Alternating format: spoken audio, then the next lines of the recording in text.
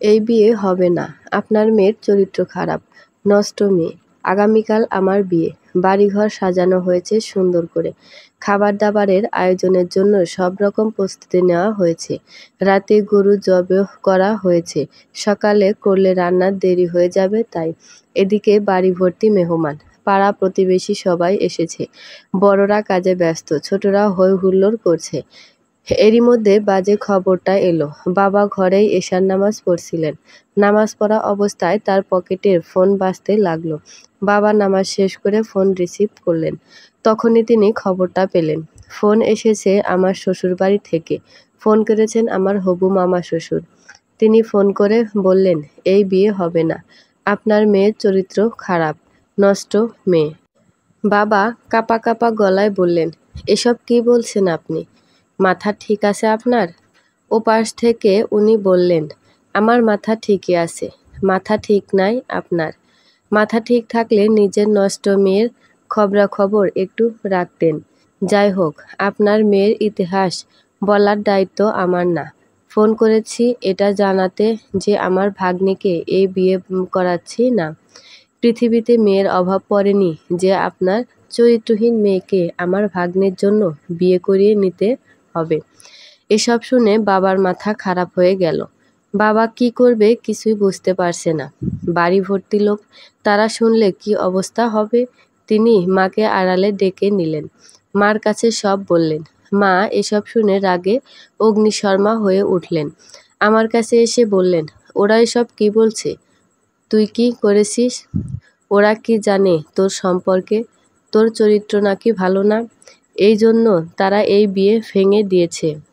কথাটা শুনে আমার শরীর কাঁপতে লাগলো।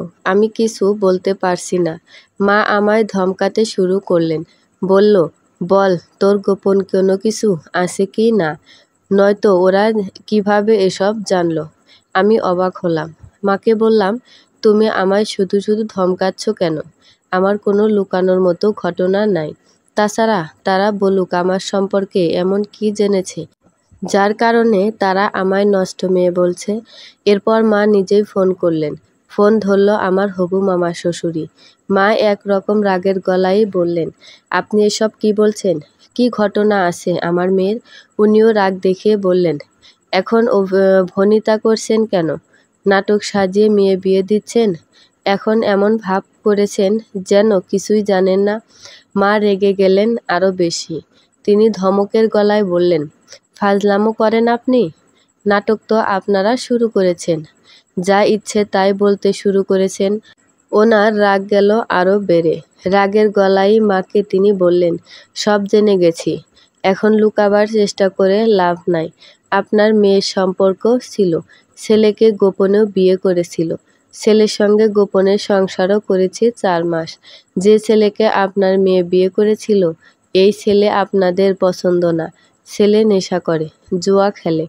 এখন আপনারা এই খবর জানার পর জোর করে মেয়েকে বাড়িতে এনে সব কিছু গোপন করে বিয়ে দিয়ে দিচ্ছেন। কি ভেবেছিলেন আমরা এসব জানব না? হা হা হা। ওপাশ থেকে তিনি হাসলেন তিরস্কারের গলায়।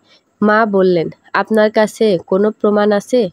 উনি বললেন, প্রমাণ ছাড়া কি আর কথা বলছি আমি? আপনার কি মনে হয় আমাদের আত্মীয় স্বজনকে দাওয়াত করা হয়নি এখনো? বিয়ের সব ব্যবস্থা করা হয়নি এখনো? সব হয়েছে, কিন্তু এই খবর জানার পর কিভাবে এই মেয়েকে ঘরে তুলব বলুন? আপনার ছেলে হলে কি এমন মেয়েকে ঘরে বউ করে আনতেন আপনি? মা এই কথার উত্তর দিলেন না। তিনি বললেন, আপনার কাছে কি প্রমাণ আছে? আর কে বলেছে এই কথা? উনি বললেন, কে বলেছে তা বলা যাবে না, তবে আপনাদের লোকই বলেছে। এর বেশি কিছু বলা যাবে না বলে ফোন কেটে দিল। বাবার অবস্থা খারাপ। এমনিতেই বাবার প্রেশার হাই থাকে। এখন কি হবে আল্লাহ জানেন। মা কি করবেন কিছুই বুঝতে পারছেন না। তিনি শুধু বলছেন, আমার এত বড় ক্ষতি কে করলো? আমি তো কারোর কোনো ক্ষতি করিনি কোনোদিন। কে এই মিথ্যা অপবাদ দিল? মা কাঁদছেন, আমিও কাঁদছি। মানুষ যখন জানবে বিয়েটা ভেঙে গেছে তখন কি অবস্থা হবে? মানুষ তো জিজ্ঞেস করবে, কেন এই বিয়ে ভাঙলো? তখন কি জবাব দিব? তাছাড়া যে অপবাদটা ছড়িয়েছে এটা কি আর গোপন থাকবে? সবাই তো জানবে। তখন কিভাবে মুখ দেখাবো মানুষকে? বাবা আবার ঘরে এলেন। তাকে দেখে খুব খারাপ লাগছে। চিন্তায় মুখটায় এতটুকু হয়ে গেছে, কথা বলতে পারছেন না তিনি। তার চোখের দিকে তাকিয়ে দেখি চোখ লাল টকটকে, চোখের পাতা ভেজা, গালের দুপাশে জলের দাগ। তিনিও কাঁদছেন। মা খালাদের ডাকলেন। তাদের সঙ্গে যখন পরামর্শ করতে যাবেন এই বিষয়ে, ঠিক তখনই বাবার ফোনে আবার কল এলো। ওই হবু মামা শ্বশুরের নাম্বার থেকেই। বাবা ফোন রিসিভ করলেন না ভয়ে। যদি আবার অপমান করে, কথা শোনায়। কিন্তু বারবার কল আসছেই। ৩ বার ৪ বার ৫ বার। এবার বাবা কাঁপা কাঁপা হাতে কল রিসিভ করলেন। ওপাশ থেকে এখন আর আমার হবু মামা শ্বশুর কথা বলছেন না, কথা বলছেন ছেলের মা অর্থাৎ আমার হবু শাশুড়ি। তিনি বাবাকে বললেন, আপনি কি বিয়ে ভাঙার খবর সবাইকে জানিয়ে দিয়েছেন নাকি? বাবা ভীত সন্ত্রস্ত গলায় বললেন, জি না। কথাটা বলতে গিয়ে মনে হলো বাবা শব্দ করেই কেঁদে ফেলছেন। কেমন বাচ্চাদের মতো লাগছে তাকে। ওপাশ থেকে আমার হবু শাশুড়ি এবার বললেন, যা হয়েছে হয়েছেই, এই বিয়ে হবে। বরযাত্রীদের সঙ্গে আমি নিজে আসব। আমি এসে মেয়েকে তুলে নিয়ে যাব। আপনি আয়োজন করেন। মা শুনে বললেন, বিষয়টা সুবিধার মনে হচ্ছে না।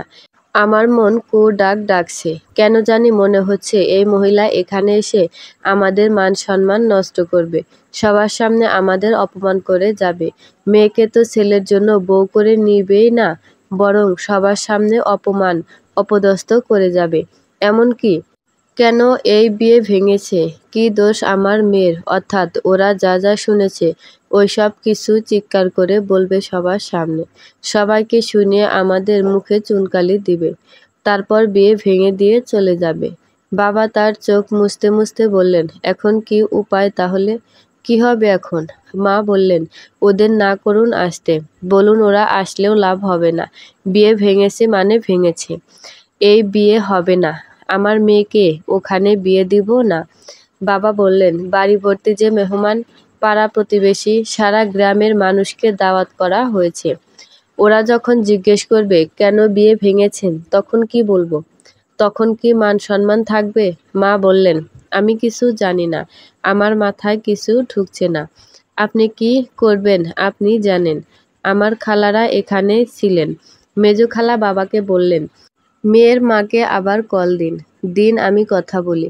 কথা বলে বোঝা যাবে ঘটনা কোন দিকে যাবে। বাবা সঙ্গে সঙ্গে কল দিতে চাইলেন, কিন্তু কল হয় না। ফোন বন্ধ।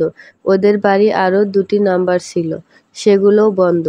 এমনকি আমার হবু বরের নাম্বারটিও বন্ধ। বাবা আমাদের দিকে ফ্যাল দৃষ্টিতে তাকিয়ে আছেন। তিনি অসহায়, কিংকর্তব্য বিমূঢ়। মা বিলাপ করে উঠলেন, বললেন, আমার সর্বনাশ হয়ে গেল গো, আমার সর্বনাশ হয়ে গেল। মেজো খালা মার মুখ চেপে ধরে মাকে ধমক দিয়ে বললেন, তুই চুপ করবি আপা? সর্বনাশ ওরা করবে না, সর্বনাশ করবি তুই। তুই গলা ছেড়ে কান্নাকাটি করে এখানে লোক জড়ো করবি। তারপর নিজ থেকেই জানাবি সব। নিজের ইজ্জত নিজেই মারবি। মা বললেন, ইজ্জত কি এমনিতেও থাকবে আমার বল? কাল যখন ওরা আসবে তখন কি আমার ইজ্জত রেখে যেতে আসবে? খালারা মাকে বুঝিয়ে শান্ত করলেন।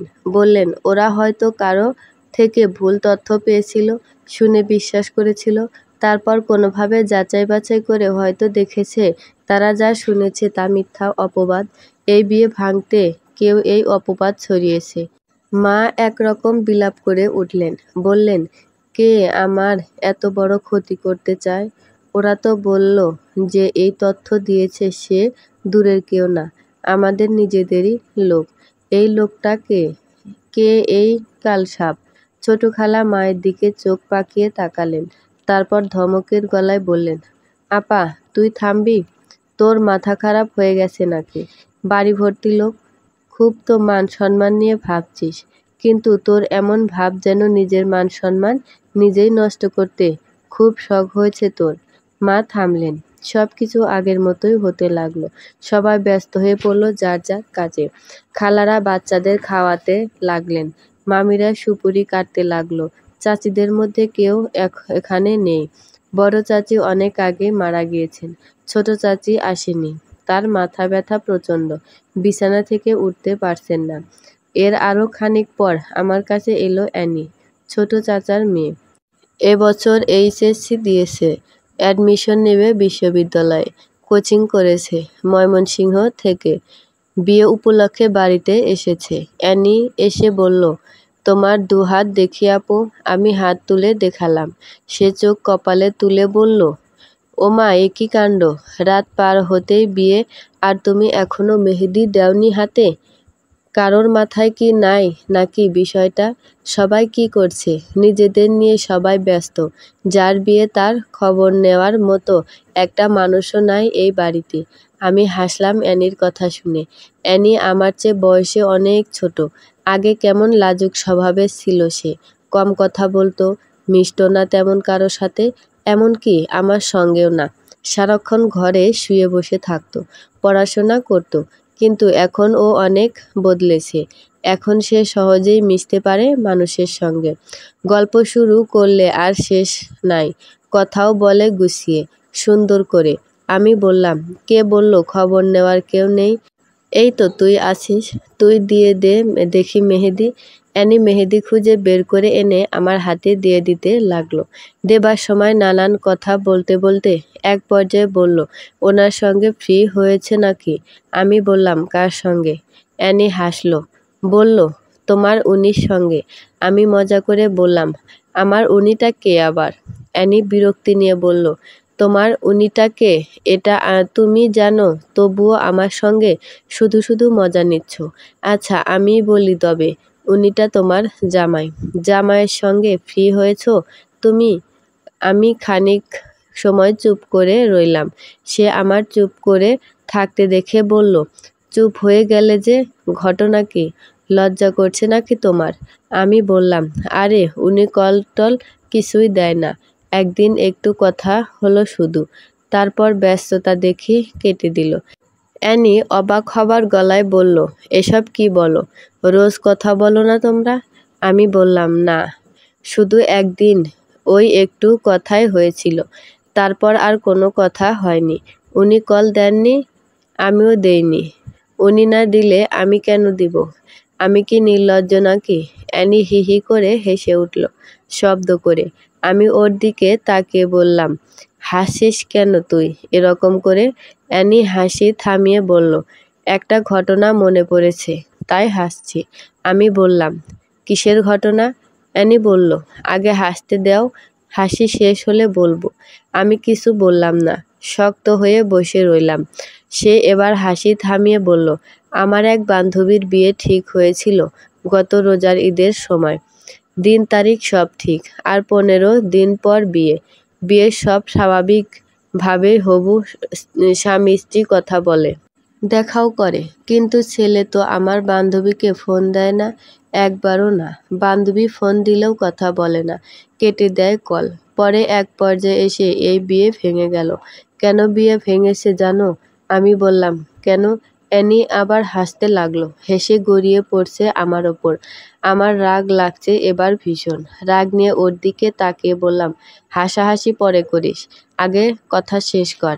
অ্যানি কষ্ট করে হাসি থামালো, তারপর বলল, আরে ওই ছেলের সমস্যা ছিল, বলে থেমে গেল আবার। আমি বললাম, কিসের সমস্যা ছিল?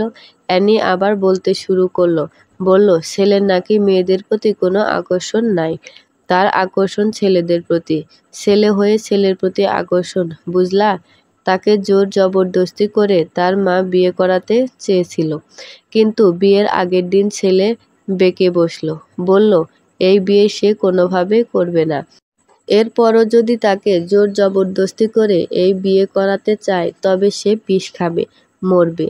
অ্যানি আবার হাসতে শুরু করলো কথাগুলো বলে।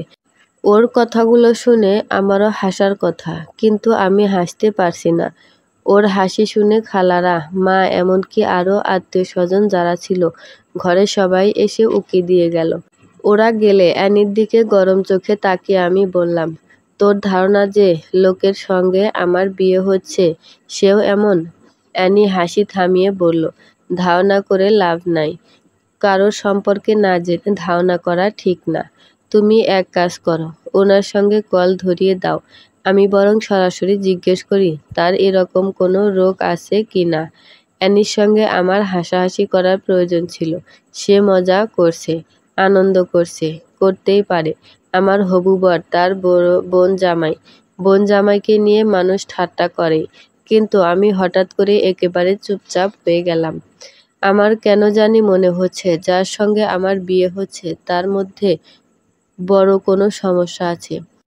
একটু আগে যে ওখান থেকে ফোন করে ছেলের মামা বলল আমাদের বাড়ি থেকে কেউ অপবাদ দিয়েছে, এটা মিথ্যা। ওরা বানিয়ে বলেছে এটা। নিজেদের দোষ থাকতেই এটা ছলচাতুরি খুঁজে বের করেছে। আমার কেন জানি মনে হচ্ছে এখানে বিরাট একটা ঝামেলা আছে। এই বলে ছেলের মা আবার ফোন দিল। বলল কাল ওরা আসবে, আমাকে বউ করে নিয়ে যাবে। আমার মনে হচ্ছে ছেলে বর সেজে আসবে না, আসবে তার মা। মা এসে আমায় নিয়ে যাবে। ছেলের কোনো একটা সমস্যা তো আছেই। সে হয়তো চায় না এই বিয়ে হোক। তার মা জোর জবরদস্তি করে এই বিয়ে করাচ্ছে। যদি সে চাইতো তবে বিয়ে ঠিক হবার পর 25 দিন পার হয়ে গেল। এর মধ্যে শুধু একদিন কথা বলল, তাও এখান থেকে কল দেওয়ার পর। নিজ থেকে কোনোদিন কল দেয়নি কেন সে? অ্যানি আমার দিকে হাঁ করে তাকালো। তারপর বলল, তুমি দেখি সত্যি সত্যি চিন্তায় পড়ে গেছো আপু। আরে এসব কিছু না, উনি সম্ভবত লাজুক স্বভাবের। দেও তোমার ফোন দেও, কল দেই, তুমি হয়ে কথা বলবো। তোমার কণ্ঠ তো আর উনি চিনেন না, বুঝবে না আমি কথা বলছি। আমি বললাম, বাদ দে, ওসবের দরকার নাই। ভাববে বেহায়া আমি। অ্যানি জোর করে ফোন টেনে নিল। তারপর সেভ করা নম্বর দেখে কল করলো। কল দেওয়ার পর রিং হলো, কিন্তু ওপাশ থেকে রিসিভ করলো না। একবার না, পরপর কয়েকবার কল দেওয়ার পরেও রিসিভ করলো না। অ্যানি আমার দিকে তাকালো। তার মুখ শুকনো। আমি ভয়ে ততস্থ হয়ে গেলাম। সত্যি বলতে এর আগে আমি ভেবেছিলাম আমার হবু বর সম্ভবত কিছুটা লাজুক স্বভাবের। এছাড়া ভাবতাম উনি সম্ভবত কাজে ব্যস্ত থাকে। এর আগে আমার মনে একটু দুশ্চিন্তা জায়গা করে নিতে পারিনি। কিন্তু অ্যানি এসে এসব বলার পর কেন জানি মনের ভেতর নানান দুশ্চিন্তা জায়গা করে নিল। নিজেকে কিছুতেই আর চিন্তামুক্ত করতে পারছি না। এই যে অ্যানি হাতে মেহেদি লাগিয়ে দিচ্ছে, এসবে আর আমার আনন্দ হচ্ছে না। আমার কেন জানি মনে হচ্ছে এই সব আয়োজন মিছে মিছে হচ্ছে। আমার এই বিয়েটা হবে একটা পুতুল বিয়ের মতোই, এর বেশি কিছু না।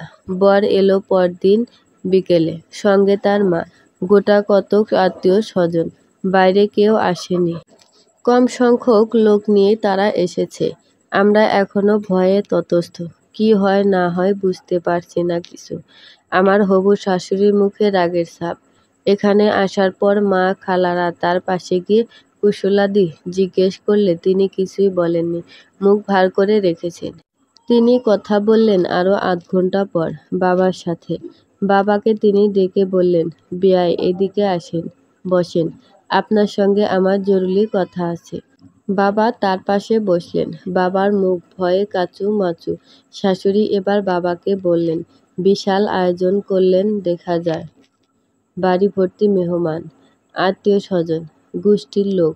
বাবা নরম গলায় বললেন, একটা মেয়ে আমার, এদের ছাড়া বিয়ে দেয় কি করে? ওদের কোলে কাঁখে করেই তো মেয়ে বড় হয়েছে, মানুষ হয়েছে। আমার হবু শাশুড়ি বাবার দিকে তাকিয়ে হাসলেন শব্দ করে। এই হাসিটা মোটেও স্বাভাবিক না। তারপর হাসি থামিয়ে বাবাকে বললেন, তাহলে যারা যারা আপনার মেয়ের বিয়ে খেতে এসেছে এদের সবাই আপনার মেয়ের শুভাকাঙ্ক্ষী। বাবা এ কথার উত্তর দেবার আগেই মেজো খালা গিয়ে ওখানে উপস্থিত হলেন। তিনি গিয়ে আমার শাশুড়ির হাত টেনে ধরে বললেন, সারা জীবন বেয়াইয়ের সঙ্গে গল্প করতে পারবেন। এখন আসুন, হাত মুখ ধুয়ে ফ্রেশ হয়ে নিন। আপনার জন্য লেবুর শরবত করেছি। এই গরমের মধ্যে অত দূর জার্নি করে এসেছেন। আমার হবু শাশুড়ি বললেন, এখন না, আপনারা আমায় বিরক্তি করবেন না দয়া করে। এখানে আমি খেতে আসিনি। ওনার কথা শুনে আমরা ভয় পেয়ে গেলাম। তাহলে কি মার কথাই সত্য? উনি সবার সামনে আমাদের অপমান অপদস্থ করে যেতে এসেছেন। খালাকে তখনও দাঁড়িয়ে থাকতে দেখে আমার হবু শাশুড়ি বললেন, আপনি দয়া করে এখান থেকে যান। আমার সঙ্গে কেউ আলাদাভাবে খাতির দেখানোর প্রয়োজন নাই। মেজো খালা মন খারাপ করে ওখান থেকে চলে গেলেন। আমরা কেউই ওনার হাবভাব কিছুই বুঝতে পারছি না। ওনার উদ্দেশ্য কি আসলে? বাবার সঙ্গে খানিক সময় এটা ওটা নিয়ে কথা বলে তিনি আমার কাছে এলেন। এসে পাশে বসে বললেন, কেমন আছো? আমি ভয়ে জড়িয়ে আশা গলায় বললাম, জি ভালো। আপনি কেমন আছেন? উনি এ কথার উত্তর দিলেন না। আমার দিকে দীর্ঘ সময় ধরে তাকিয়ে রইলেন। তারপর আমায় জিজ্ঞেস করলেন, তোমার চাচা কয়জন? আমি বললাম, এক চাচা, তিনি আবার ছোট। এরপর বললেন, তার সন্তানাদি কয়জন? আমি বললাম, এক মেয়ে। ছেলে নাই? জি না, ভালো। তো তোমার চাচি কোথায়? আসার পর থেকে তো ওনারে দেখলাম না তোমাদের ঘরে। আমি বললাম, ওনার অসুখ, বিছানা থেকে উঠতে পারছে না। শাশুড়ি আমায় আরও কিছু বললেন না। তিনি গলা বাড়িয়ে মাকে ডাকলেন, বেয়াইন, ও বেয়াইন, এদিকে আসেন। মা এলেন সঙ্গে সঙ্গে। মা এলে তিনি রসিকতা করে বললেন, মেয়ে বলল আপনার যা নাকি বিছানায় পড়ে গেছে। কতদিন ধরে বিছানায় পড়া উনি? আমার এসব রসিকতা মোটেও ভালো লাগছে না। রাগ লাগছে খুব। এই মহিলা এখানে এসেছে সবাইকে অপমান করে যেতে। আমার মন কেমন করছে। ইচ্ছে করছে এই বিয়েটা ভেঙে যাক। অপমান হলে হোক আমার। ওখানে বিয়ে হলে এই মহিলা আমার জীবন এমনিতেও অতিষ্ঠ করে ছাড়বে। এর চেয়ে এই বিয়ে না করে কপালে কলঙ্কের দাগ নিয়ে জীবন পার করে দেওয়া ভালো। মা আমার হবু শাশুড়িকে বললেন, তার মাথা ব্যথা কাল রাত থেকে, উঠতে পারছে না বিছানা থেকে। মা এই কথা বলে শেষ করার আগেই অ্যানিদের ঘর থেকে চিৎকার চেঁচামেচি আর কান্না শোনা গেল। সবাই দৌড়ে গেল ওদিকে। গিয়ে দেখে ছোট চাচি জ্ঞান হারিয়েছে। তার মাথায় পানি ঢালা হচ্ছে। আমার শাশুড়ি এই খবর শোনার সঙ্গে সঙ্গে অ্যানিদের ঘরে চলে গেলেন। আমায় বললেন তার সঙ্গে যেতে। আমরা গিয়ে দেখি ছোট চাচির মাথায় পানি ঢালা হচ্ছে। পানি ঢালছেন আমাদের বড় খালা। অ্যানি পাশে বসে কাঁদছে। আম্মা ছোট চাচির হাতে পায়ে তেল মালিশ করে দিচ্ছে। আমার হবু শাশুড়ি গিয়েও ওখানে অদ্ভুত কাণ্ড করলেন। তিনি বললেন, গায়ে তেল মালিশ আর মাথায় পানি ঢালা বন্ধ করুন। দরকার নাই এসবের। শুনে এত রাগ লাগলো আমার। একটা মানুষ বিছানায় অজ্ঞান হয়ে পড়ে আছে, আর তাকে নিয়ে তিনি রসিকতা করছেন। ছি। তারপর তিনি আবার বললেন, এখানে শুধু নিজেদের লোকেরা থাকবে। বাইরে সবাই বেরিয়ে যান। বাইরে যারা ছিল তারা বিরক্ত মুখে ঘর থেকে বেরিয়ে গেল। আমার শাশুড়ি এবার ছোট চাচির মাথার পাশে বসলেন। তারপর মায়ের দিকে তাকিয়ে বললেন, বেয়াইন, আপনি কি জানেন আপনার মেয়ের সম্পর্কে মন্দ কথাগুলো কে বলেছিল? মা কিছু কথা বলার আগে ছোট চাচি লাফিয়ে উঠলেন বিছানা থেকে। উঠে বসে বললেন, আমি কিছু বলিনি, আমি কিচ্ছু বলিনি। সবাই অবাক হলো। একে অপরের চেহারার দিকে তাকালো। আমিও ভীষণ অবাক হলাম। চাচি জ্ঞান হারিয়ে বিছানায় পড়ে আছেন। তার সেরে ওঠার জন্য সেবা শুশ্রূষা চলছে। এরই মধ্যে আমার শাশুড়ি আমার মাকে উদ্দেশ্য করে একটা কথা বলছেন। আর এই কথা শুনে ছোট চাচি তার জ্ঞান ফিরে পেল। একবার বিছানায় লাফিয়ে উঠে বসলেন। ঘটনা কি? আমার হবু শাশুড়ি হাসলেন শব্দ করে। তারপর তিনি আমার ছোট চাচিকে উদ্দেশ্য করে বললেন, আপনি যে গতকাল ফোন দিয়ে আমায় বললেন আমার ছেলে যে মেয়েকে বিয়ে করছে তার চরিত্র খারাপ, গোপনে বিয়ে করেছিল সে, সংসারও করেছে গোপনে। এইগুলো কি সত্যি আপা? আমরা সবাই চমকে উঠলাম এই কথা শুনে। ছোট চাচি এমন কাজ কিভাবে করলেন?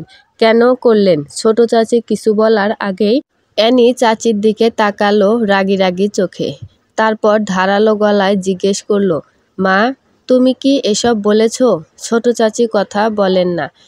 তার মুখ ভয়ে থমথমে হয়ে আছে। অ্যানি গিয়ে তার মায়ের হাত টেনে নিয়ে তার মাথার চুলে ধরল। তারপর বলল, এবার বলো তুমি এসব বলেছ কি না, আমার কসম করে বলো। ছোট চাচি কাঁপতে শুরু করলেন থরথর করে। এক পর্যায়ে তিনি কেঁদে ফেললেন। তিনি বললেন, আমি বুঝতে পারিনি, আমার ভুল হয়ে গেছে, আমি ভুলে এসব করেছি। অ্যানি সঙ্গে সঙ্গে এক ঝটকায় তার মায়ের হাতটা সরিয়ে নিল। তারপর দূরে ছিটকে সরে এসে রাগে দুঃখে কান্নার গলায় বলল, মা, আজ থেকে তোমাকে মা বলে ডাকতে গিয়েও আমার ঘেন্না হবে। ছি মা, এটা কিভাবে করলে তুমি? কেন করলে? ছোট চাচির মুখ থেকে আর কোনো জবাব এলো না। আমার শাশুড়ি তখন ছোট চাচিকে উদ্দেশ্য করে বললেন, আপা, অন্য মানুষের ক্ষতি করতে গিয়ে কত কত মানুষের যে নিজেদেরই কত বড় ক্ষতি করে ফেলে। একটা বিষয় সব সময় মনে রাখবেন, ভালো মানুষদের রক্ষা করেন স্বয়ং আল্লাহ নিজেই। আপনি কি ভেবেছিলেন আমি কোনো রকম যোগাযোগ না করে, যাচাই বাছাই না করেই আপনার কথা শুনে বিয়ে ভেঙে দিব? এতটা বোকা লোক আমি না। আপনি এসব বলার পরে আমি সব রকমের খবরাখবর নিয়েছি। খবর নিয়েই এখানে এসেছি আমার ছেলের হবু বউকে বিয়ে করিয়ে নিয়ে যেতে। ছোট চাচি তখন আর কিছুই বলতে পারলেন না। অপরাধীর মতো চুপচাপ হয়ে মাথা নিচু করে বসে রইলেন। পরে ছোট চাচা এটা নিয়ে অনেক ঝামেলা করলেন।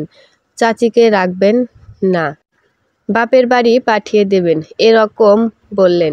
কিন্তু বাবার জন্য তিনি এটা করতে পারলেন না। বাবা বোঝালেন, বললেন, মেয়ে বড় হয়েছে, এখন এসবের সময় না। আর তার ভুল সে বুঝতে পেরেছে। ভুল থেকে শিক্ষা নেওয়ার জন্য হলেও মানুষকে সুযোগ দিতে হয়। আমার বিয়ে হয়ে গেল সেদিনই। আমি ভয়ে ততস্থ ছিলাম। ভাবছিলাম শাশুড়ির সুবিধার হবে না, কিন্তু আমার ধারণা ভুল হয়েছে। উনি প্রচণ্ড রকম ভালো মানুষ, আর হাজব্যান্ড একটু লাজুক স্বভাবের। এজন্যই সে আগে ফোন করতো না, কথা বলতে আগ্রহ দেখাতো না। কিন্তু এমনিতে সে অসম্ভব রকমের ভালো মানুষ। ছোট চাচি সুবিধার মানুষ না হলেও অ্যানি প্রচণ্ড রকম ভালো মেয়ে। কিন্তু খোদার কি খেয়াল কে জানে। অন্যদিকে বিয়ে দিতে গিয়ে চাচির বড় কষ্ট হয়েছে। যতবার বিয়ের আলাপ আসে ততবার পাড়ার কেউ না কেউ অপবাদ রটিয়ে দেয়। এরপর প্রায় ঠিক হয়ে যাওয়া বিয়েও পর্যন্ত ভেঙে যায়। এমনকি একবার তিনি তার বাবার বাড়িতে থেকে অ্যানিকে বিয়ে দিতে চেষ্টা করলেন, কিন্তু ওখানেও ওই একই ঝামেলা, মানুষ অপবাদ রটিয়ে দেয়। শেষ পর্যন্ত চাচি একদিন আমার সঙ্গে কথা বললেন। আমার হাত ধরে কেঁদে কেঁদে তিনি বললেন, তুই আমারে মাফ করে দে মা, মন থেকে মাফ করে দে। তুই মাফ না করলে আমার কপাল থেকে এই দুর্দশা কোনোদিন কাটবে না। আমি ছোট চাচিকে বললাম, চাচি, আপনি আমায় ভুল বুঝছেন। অ্যানি আমার বোন। এই বাড়িতে আমরা দুটি মাত্র মেয়ে। বোনের খারাপ কি কোনোদিন তার বোন চাইবে বলুন আপনি? ছোট চাচি চুপ হয়ে রইলেন। তিনি কোনো কথাই বলতে পারলেন না। আমি কথা বললাম, চাচি, অ্যানিকে আমার সঙ্গে দিয়ে দিন, আমি ওর বিয়ের ব্যবস্থা করব। আমার শ্বশুর বাড়িতে নিয়ে গিয়ে আমি অ্যানির বিয়ের ব্যবস্থা করলাম।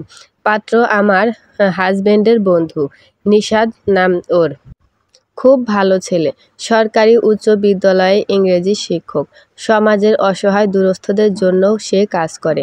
তাকে একদিন সব কিছু খুলে বললাম, অ্যানির মতো মেয়ে হয় না, ভালো পড়াশোনা করছে ও, কিন্তু কেন যে মানুষ তার সঙ্গে এমন করে, মিথ্যা কথা রটায়। নিশাদ বলল, আমায় 2 দিন সময় দিন, আমি একটু ভাববো, আর অ্যানির সঙ্গেও একটু কথা বলবো। পরদিন অ্যানিকে নিয়ে নিশাদ বিকেল বেলা বাইরে ঘুরতে গেল। সন্ধ্যাবেলায় ফিরে এসে সে বলল, এই বিয়ে সে করতে চায়। এর সপ্তাহখানেক পরেই ধুমধাম করে অ্যানির বিয়ে হয়ে গেল। তাকে তুলে দেওয়া হলো বাড়ি থেকেই। এবার আর কোনো রকম অপবাদ রটিয়ে কেউ এই বিয়ে আটকাতে পারেনি। সত্যি অপবাদ খুব খারাপ একটা জিনিস। অপবাদ যারা রটায় তারা তো খারাপই, আর যারা যাচাই বাছাই না করে এইসব অপবাদ বিশ্বাস করে নেয় তারা আরও ভয়াবহ রকমের খারাপ। সমাপ্ত।